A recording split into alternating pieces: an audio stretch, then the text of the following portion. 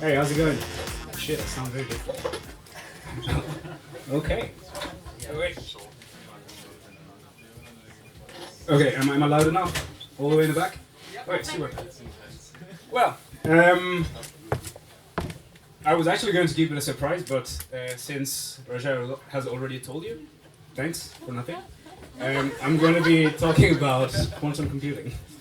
But I will start with this pretty old quote by the guy who actually came up with the idea, Feynman. And as much as complicated as it might seem, this whole phenomenon of quantum computing is not really bad. It's not really too difficult to grasp, and I'm going to do my best to make sure that stands true. The title is a bit weird, and yes, it is actually about physics.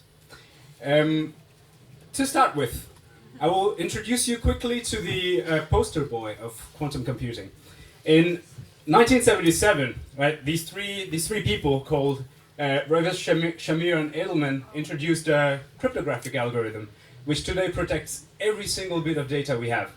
It's called the RSA, and its sister algorithms today run abroad. I mean, it runs through everything that protects our data, all encryption algorithms, and it basically depends on a simple thing: the ability to factorize a really large number into two primes, right? So for example, 6. Do you guys know which two primes it is made up of? Super simple, right? 2 and 3. Easy peasy, lemon squeezy.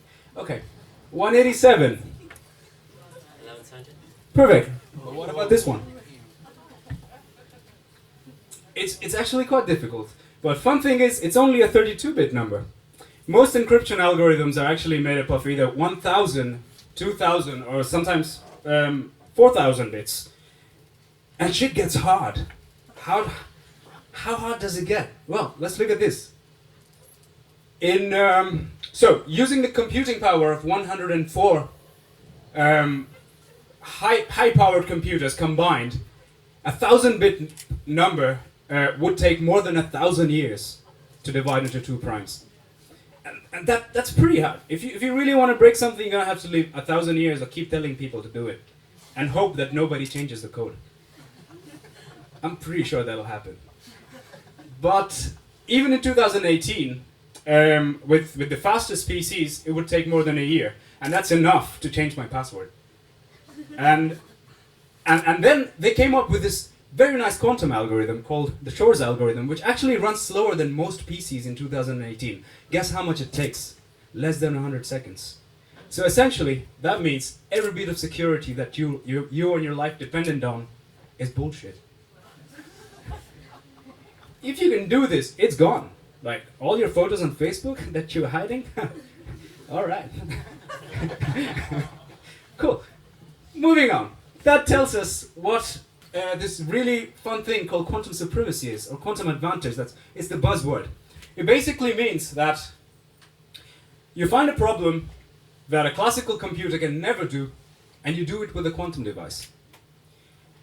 Although this poster boy that I just introduced you to is very, it's very fun, it's very interesting, it's very difficult to implement. So, as physicists, we find loopholes, and we just find a simpler problem, and that's what I'm going to introduce you to now. Consider a coin, right? It has a heads and a tails. You take 4 of these and you toss them, one after the other, right? You have these 16 possibilities. Then I ask you to tell me the probability that a certain pattern will pop up. Very simple, it's 1 over 16, right? But now, consider this. Between tossing the coin and receiving it on the other end, there's a region of blur where you don't really know what's happening. Like, what's happening to this coin is essentially unknown, and all of your intuition basically depends on whatever happens here. Quantum physics works in this blur. And in this region, the coin could be said to be both heads and tails at the same time. And this might ring a bell. Schrödinger said that about a cat. I'm sorry about that cat, but yeah. That's basically how we use quantum computing. This tree gets really complicated. How complicated, you ask me? No, fuck. That's the wrong slide. Okay, never mind. But okay, okay. Let's refine this problem a little more, right? So you have a black box. You have these large number of coins that you send into a black box. What this black box does is it tosses the coins, just keeps them hanging in midair, shuffles them around, and spits them out. And they can have any pattern you want. So let's say we want to find now the probability that this pattern pops up. This problem is whack. It's not as simple as just tossing a coin and hoping that one of the patterns can be seen, right? It's some really wild stuff. How wild does it get? This wild. You have to solve this shit to get an answer to just a pattern. That's not worth it. Sometimes it is though. That's what this year Quesada told us, right?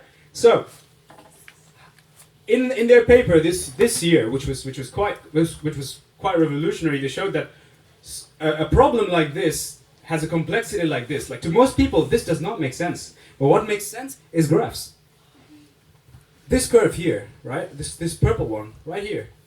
It tells you how many operations per second you would need by a computer to solve this guy. And as the number of coins increases, this shit goes wild. Right? You will be struggling. Remember the 32-bit prime number? That's nothing, fam.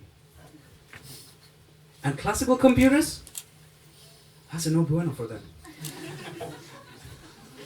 So now we have a problem that a classical computer cannot solve.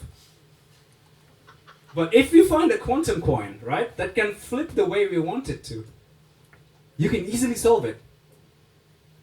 But before that, I'm going to tell you something whack about light. So light has this weird thing. Suppose there are two beams falling on two identical detectors, right? And these beams are identical.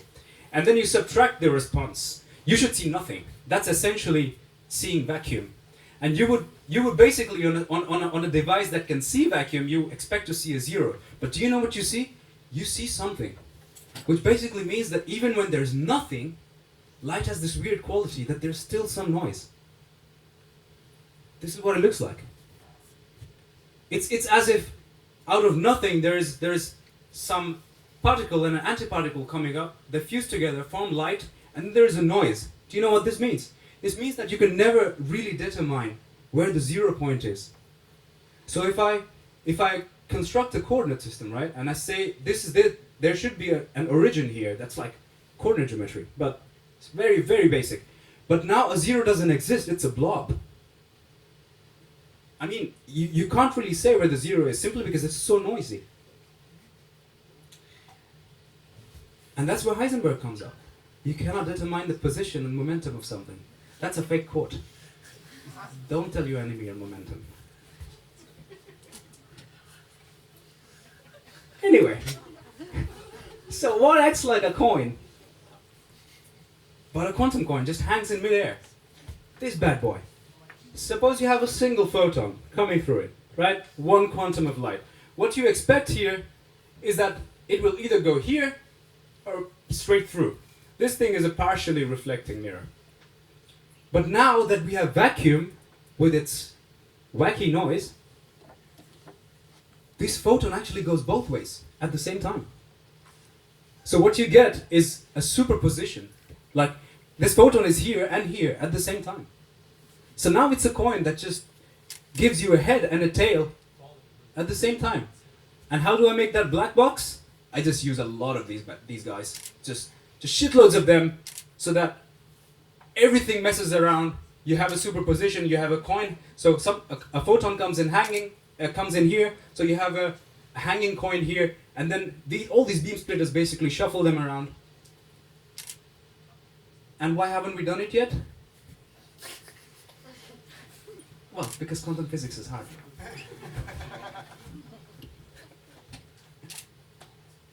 At the end of the day, it's research, and we're still working towards it. But at DTU Physics, where you should get your masters, by the way, we work really hard to pursue science and knowledge. And as Feynman said, you know, there's a lot of years going through problems from one step to another. But the goal is to find out more, to have more knowledge, to have solutions, improve them, and to pass them on. And that's my very basic introduction to you about quantum computing and quantum supremacy. And I hope it is a little helpful and not too much math. Cheers. Cheers. Give it up for Abhinav. Thank you.